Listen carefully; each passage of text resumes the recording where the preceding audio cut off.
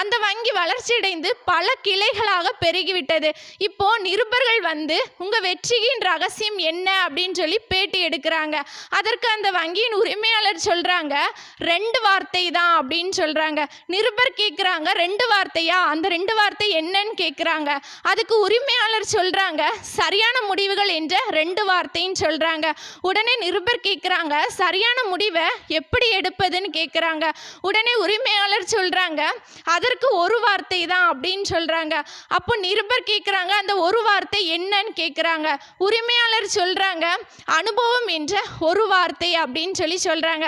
உடனே அந்த நிருபர் சொல்றாங்க, அனுபவத்தை எப்படி பெற்றுக்கொள்வதுன்னு சொல்றாங்க. அப்போ உடனே இந்த வங்கியின் உரிமையாளர் சொல்றாங்க, அதற்கும் 2 வார்த்தை தான் அப்படின்னு சொல்றாங்க. நிருபர் கேட்குறாங்க, 2 வார்த்தையா, அந்த 2 வார்த்தை என்னன்னு கேட்குறாங்க. உடனே வங்கியின் உரிமையாளர் சொல்றாங்க, தவறான முடிவுகள் என்ற 2 வார்த்தை அப்படின்னு சொல்லி.